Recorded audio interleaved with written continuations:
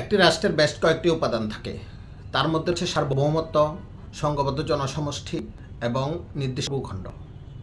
এছাড়াও আরও কিছু গৌণ উপাদান একটি রাষ্ট্রের থাকে, সেগুলো হচ্ছে যেমন রাষ্ট্রে যে অবকাঠামোগত বিষয়গুলো, অফিস আদালত, মেনটেনেন্স, যে সিভিল মিলিটারি ব্যুরোক্রেসি ইত্যাদি, সব কিছু মিলে এটি হচ্ছে রাষ্ট্র।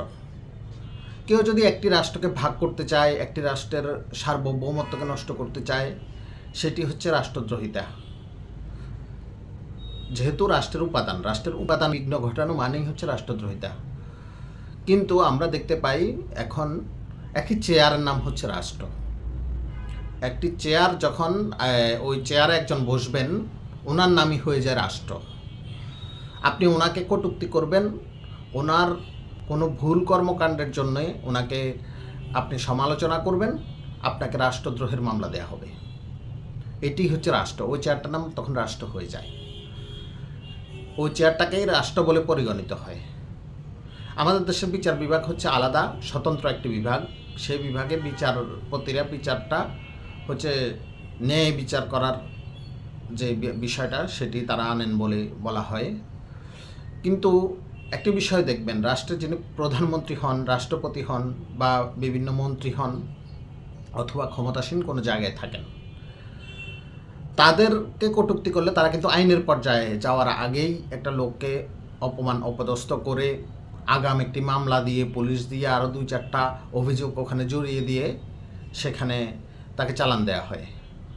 কিন্তু তিনি ওই আইনের দ্বারস্থ হন না কেন? ওই আইনের কাছে উনি যান না কেন?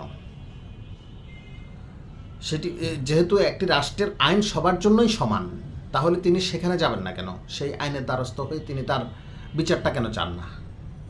তিনি কেন রাষ্ট্র হয়ে দাঁড়ান? আপনি কি কখনো ভেবে দেখেছেন একটি রাষ্ট্রের ক্ষমতাসীন যারা, তাদের পরিবারের কাউকে আপনি কিছু বললেই তাদের কটূক্তি হবে, তাদের গায়ে লাগবে। কিন্তু আমরা যারা সাধারণ জনগণ, আমাদের টাকা যে চলে, আমাদের টাকা যাদের ভরণ পোষণ হয়, যাদের এই জামা কাপড় থেকে শুরু করে দৈনন্দিন চলা, যাদের পরিবারটা আমাদের টাকা চলে, তাদেরকে আমরা কিছু বলতে পারবো না। আমাদের কিছু বলাটাই কটূক্তির সামিল হবে। তখন আমরাই অপরাধী হব, আমাদেরটা হয়ে যাবে রাষ্ট্রদ্রোহিতা।